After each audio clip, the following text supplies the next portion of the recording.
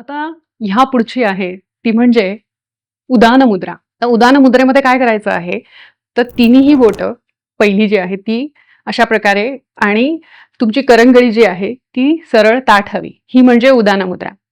आता हिचे काय फायदे आहेत?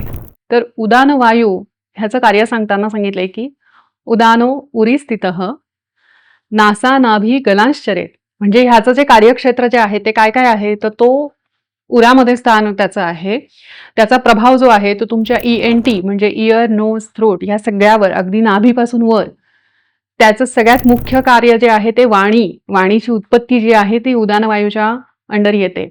त्याचबरोबर बलवर्ण स्मृती क्रिया हा तुमची मेमरी चांगली राहणं, तुमचं बल चांगलं राहणं, तुमची वर्ण, तुमची कांती चांगली राहणं हे सगळं उदान वायू करतं. आणि मग उदान वायूची ही मुद्रा केल्याने काय होतं, तर वाचा दोष कमी होतात.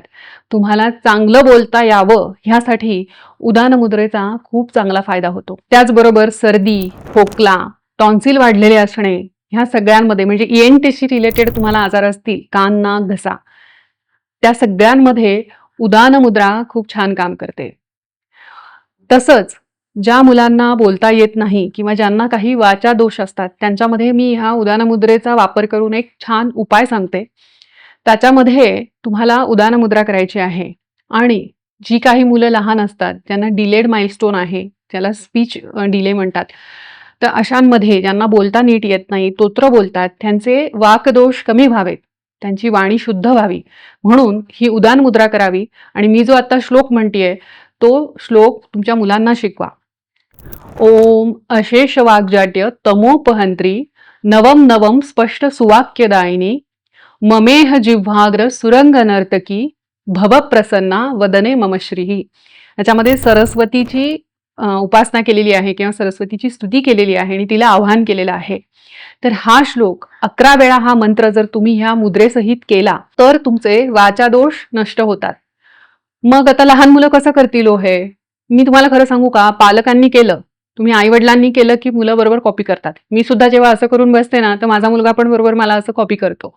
देवघरामध्ये त्याला घेऊन बसायचं आणि मग आपण एक एक शब्द सांगायचा. ओम अशेष वाग्जाट्य. आता स्क्रीनवर जो दिसतोय तो लगेच तुम्ही स्क्रीनशॉट काढून घ्या ह्या मंत्राचा आणि हा मंत्र तुम्ही त्याला शिकवा. तुमचा पाठ होण्याच्या आधी लहान मुलांचा पाठ होऊन जाईल. आणि मग आता एवढ्या लहान मुलांना स्पष्ट उच्चारता येणार नाही, उच्चारता येणारच नाही कारण त्यांच्यामध्ये वाचादोष आहे, तोच तर आपल्याला घालवायचा आहे. म्हणू दे की त्यांना ओम अशेष वाग्जाट्य तमोपहंतली म्हणू दे, पण ते बोबडे का म्हणेनात, हळूहळू ते पाठ होतील आणि त्यांचा वाचादोष कमी व्हायला सुरुवात होईल. आणि हा प्रयोग मी बऱ्याच जणांना सांगितला, मी स्वतः सुद्धा याचा अनुभव घेतलेला आहे. ह्याच्याने खूप उत्कृष्ट फायदा होतो. तर नक्की हा प्रयोग तुम्ही करा.